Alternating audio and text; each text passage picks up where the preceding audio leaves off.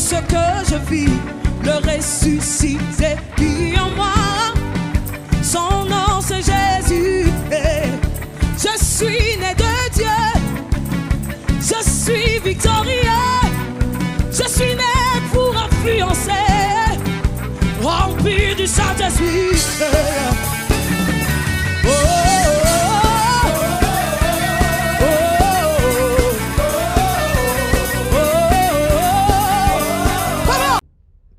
Matthieu 4, au verset 4, je lis la parole qui dit ceci.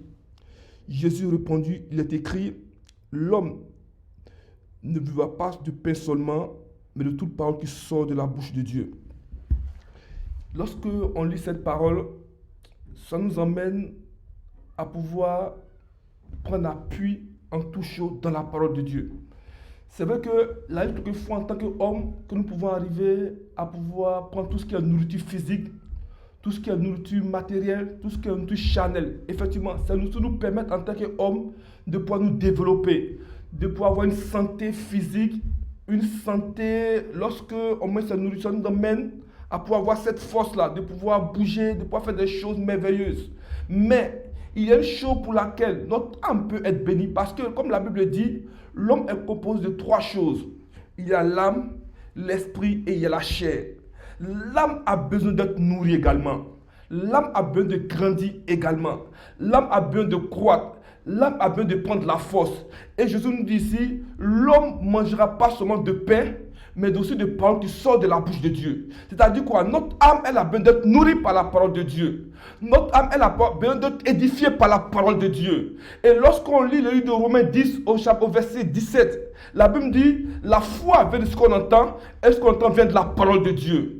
Bien-aimé en Christ, pour que vous arriviez à pouvoir manifester la vie de Dieu en vous, il est important que votre foi soit fortifiée. Je ne parle pas de la foi de Dieu existe. Comme la semaine dernière, je prêchais à l'église, je disais de la foi. Il y a une foi où on dit Dieu existe. Ça, l'ennemi le sait. Même les démons savent que Dieu existe. Mais ce n'est pas de cette foi dont je parle. Cette foi dont je parle, c'est la foi qui vous emmène, vous, à pouvoir surmonter toute situation. La foi qui vous emmène à faire des choses qui honorent Dieu. À pouvoir poser des actions que Dieu est glorifié. Car il est écrit que pour l'impossible de plaire à Dieu sans la foi. Bien aimé, cet après-midi, il y a une chose que je veux vous dire. Nous sommes dans les derniers temps. Et dans les temps, Dieu nous dit, est-ce que tu trouves encore la foi sur la terre des hommes? Est-ce que tu trouves encore cette foi dont il a parlé? Parce que nous voyons beaucoup d'enfants de Dieu qui du jour au lendemain baissent les bras, qui du jour au lendemain n'arrivent pas réellement à pouvoir manifester Christ. Lorsqu'on voit les Écritures dans Actes des Apôtres, on voit comment est-ce que ces apôtres ont marché avec Dieu de la foi. On voit comme ces personnes ont fait des grandes choses avec Dieu. On voit des morts qui ressuscitaient, des prêtres qui marchaient, des boiteux qui marchaient, des aveugles qui voyaient, des sourds qui entendaient, des muets qui parlaient. Mais nous sommes encore en 2020 et la Bible me dit dans Hébreu que le même Dieu qui a marché avec Pierre, celui qui a marché avec Paul, celui qui a marché avec Élie, ce même Dieu encore, il est là encore en 2020. Mais les choses que nous voyons dans l'église, on ne voit plus le mouvement de l'esprit comme au temps des apôtres. On ne voit plus la gloire de Dieu comme au temps des apôtres. Pourquoi? Parce que notre foi a pris un coup. Parce que nous ne croyons pas que Dieu est capable d'agir encore. Dans notre église aujourd'hui, il y a tellement de malades. Il y a tellement de stériles. Alors que la Bible met dans le livre de Deutéronome qu'il n'y aura pas de stériles dans la main de Dieu. Mais nous voyons la stérilité de la main de Dieu. Nous voyons des malades dans la maison de Dieu. Nous voyons des personnes qui ont pris des folies, des démences de la main de Dieu. Nous n'arrivons même plus à manifester la puissance de Dieu. Alors que Paul dit que la parole de Dieu ne consiste pas seulement de la parole, mais aussi de la démonstration de la puissance de Dieu. Ce que nous avons vu au temps de nos pères les patriarches, ce que nous avons vu au temps des apôtres, au temps des prophètes, ces choses on les voit plus de nos temps. Pourquoi? Parce que notre foi a pris un coup. Parce qu'on n'arrive pas réellement à manifester Christ. Il est temps pour vous, il est temps pour nous que Christ soit manifesté dans sa puissance. Parce que nous servons un Dieu de gloire. La Bible me dit que les signes, les miracles accompagneront ceux qui auront cru. Vous savez, lorsqu'on voit les Écritures, c'est lorsqu'il y a des miracles que les gens ont cru en Jésus-Christ. Christ dit, si vous ne croyez pas en moi, mais croyez-moi dans les miracles qui se manifestent devant vous. Aujourd'hui, dans l'église de Dieu, nous voyons plus cette gloire que Dieu manifestait.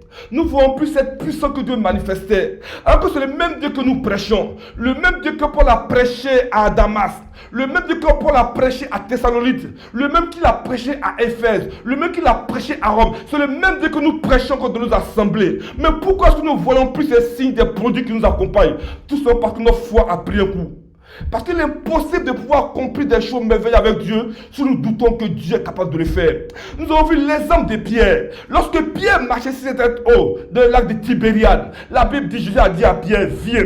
Pierre venait, mais à un moment donné, il a commencé à douter automatiquement, il a commencé à plonger. Tant que nous douterons de notre Dieu, tant que notre foi sera ébranlée, on ne pourra jamais manifester la puissance de Dieu. La Bible me dit, même si on a une foi aussi petite que le grain de sénévé, on peut dire à cette montagne, déplace-toi, elle ira dans la mer. Nous devons nourrir l'homme intérieur par la parole de Dieu. Aujourd'hui, on n'arrive plus à méditer. Si ce n'est pas dans l'assemblée les dimanches qu'on médite, on ne médite pas en semaine. Nous avons besoin de nourrir l'homme intérieur. Nous avons besoin de nourrir notre âme. La même manière qu'on peut aimer la nourriture physique, la même manière qu'on peut aimer le pain physique, il est important de nourrir cette âme-là afin qu'elle puisse courir. Notre âme a besoin de courir. Notre âme a besoin de grandir. Notre âme a besoin d'être fortifiée, d'être enracinée en Jésus-Christ. Il faut que Christ soit formé en vous, qu'il soit formé en l'homme intérieur, afin que devant toute situation, vous soyez inébranlable, afin que devant toute épreuve, vous soyez ferme, afin que devant toute doctrine, vous soyez irréversible. Parce que Dieu viendra chercher une église qui est sainte et sans ride. Mais sans la foi, il serait impossible de plaire à ce Dieu-là. Sans la foi, il serait impossible de faire des choses grandioses avec ce Dieu. C'est vrai qu'on le dit souvent. On dit avec Dieu on fera des exploits. On dit ce qui est impossible à l'homme est possible à Dieu. C'est des choses qu'on dit. Il ne faudrait pas que ce soit seulement des simples slogans. De l'église aujourd'hui on a habitué aux slogans. On a habitué à réciter la Bible, mais on ne manifeste pas cette puissance de la Bible. Cette même Bible dont je vous prêche cet après-midi, c'est elle aussi qui a été prêchée par Paul, a été prêchée par Pierre, prêchée par Jean. Ils ont prêché cette même Bible, mais les miracles ont suivi leur ministère. Nous ne voyons plus les signes des miracles. Regarde, dans cette nation, nous sommes en France par exemple. Dans toutes ces nations, les gens ont besoin des signes. Ils ont besoin que Dieu se glorifie. Ils ont besoin de voir des malades guéris, des miracles se produire, afin de croire en Jésus-Christ. Mais tant que cette foi n'est pas manifestée, tant que nous n'arrivons pas à pouvoir réellement ne pas douter de Dieu, on ne pourra pas réellement manifester la gloire de Dieu. Bien-aimé en Christ, pour vous comme pour moi, la parole de Dieu doit être la base de toutes choses. Car cette même parole que nous prêchons, c'est elle que nous jugera. Je vais dire aux pharisiens, cette même parole que je vous prêche, c'est elle que vous jugera. N'ayons pas de compromission avec la parole de Dieu. N'ayons pas d'arrangement avec la parole de Dieu. Nous devons marcher dans cette parole de façon droite, dans la justice, dans la fidélité. Il est important qu'on soit fidèle à la parole de Dieu. N'ajoutons rien à la parole. Ne retranchons aussi rien en retour. Parce que la Bible dit, celui qui ajoute et celui qui retranche, il va avoir sa récompense. Bien-aimé en Christ, la parole de Dieu doit être là-bas pour vous comme pour moi. Cette parole, nous devons la chérir, l'aimer. Car la Bible dit au commencement était la parole. La parole est avec Dieu.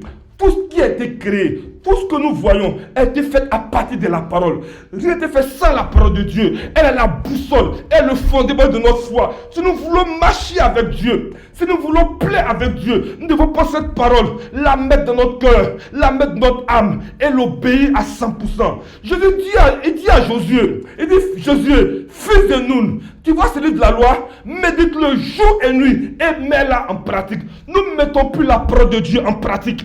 Nous sommes enfants de Dieu juste au bout des lèvres.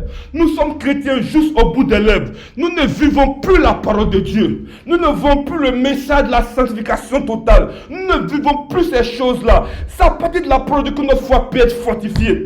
Ça peut être la parole de Dieu que notre foi peut être édifiée. Nous avons besoin d'avancer avec Dieu. Mais tant qu'on ne mettra pas Dieu au devant, tant qu'on ne marchera pas selon ses écritures, tant qu'on ne vivra pas selon cette parole-là, on ne pourra jamais plaire à notre Dieu. Vous savez, si nous marchons selon sa parole, si nous édifions par sa parole, sa foi en nous va grandir, va nous amener à faire des exploits avec lui. Car l'aimer Dieu, c'est aussi croire en Dieu. Mais pas croire en Dieu pour dire Dieu existe, mais c'est croire que Dieu est capable de faire. C'est croire que Dieu est capable d'agir. C'est croire que Dieu est capable de se glorifier. Parce que le même Dieu qui a marché avec Moïse, je me souviens bien sur cette mer, lorsque la mer est tendue tellement vaste, Une étendue qui a perte de vue. Moïse arrive avec Israël au bord de cette mer, pendant que le peuple était craintif, pendant que le peuple pleure, parce que Pharaon arrive avec ses chars.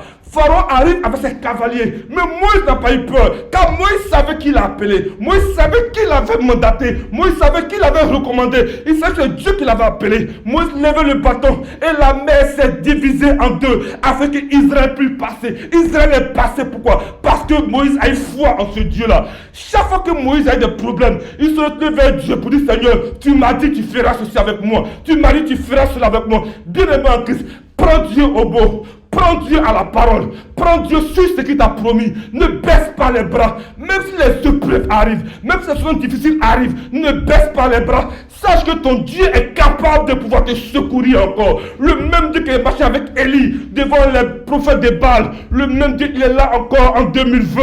Lui qui a marché avec Paul dans cette prison où Paul a été délivré, Dieu est capable de le faire encore. Lui qui a marché avec Pierre, il est capable d'agir encore. Lui qui était avec Jean, lui de Patmos, il est capable d'agir encore. Il était avec Esdras, avec Josué. Pendant que Josué combattait, la Bible dit que le soleil s'est arrêté jusqu'à ce que Josué puisse combattre. Il n'y avait aucun combattant d'Israël qui a perdu la vie parce que Dieu était avec lui. Tant que tu auras la foi en ce Dieu-là, tant que tu auras l'espérance en Jésus-Christ, il ne t'abandonnera jamais. Ne baisse pas les bras, mais crois seulement en lui. Crois en sa parole. Sa parole, elle est vraie. Le monde peut te tromper. Les situations peuvent te tromper. Ce que tu vois de la réalité peut te tromper. Mais ce n'est pas la vérité. La réalité n'est pas forcément la vérité. Je te dis ce soir, cette parole-là, médite-la jour et nuit. Ta foi sera fortifiée afin que cette foi elle puisse grandir, elle puisse encore se manifester et que Christ puisse vivre en toi. Christ veut vivre en toi. Étant Christ en toi, étant Christ en toi, étant sa personne en toi, étant sa personne en toi, qui s'élargisse en toi, qui grandisse en toi, dans ton âme, dans l'homme intérieur, et de vivre Christ. Vis Christ réellement. Que Dieu te bénisse. Attache-toi à Jésus-Christ. Attache-toi à sa parole, afin que ta foi soit fortifiée à jamais. Que Dieu te fortifie. Père, merci ce peuple de Dieu. Bénis ce peuple de Dieu encore. Fortifie ce peuple de Dieu encore. Et que ta gloire éclate dans la vie de tous les jours. Au nom de Jésus-Christ. Sois béni encore. Amen.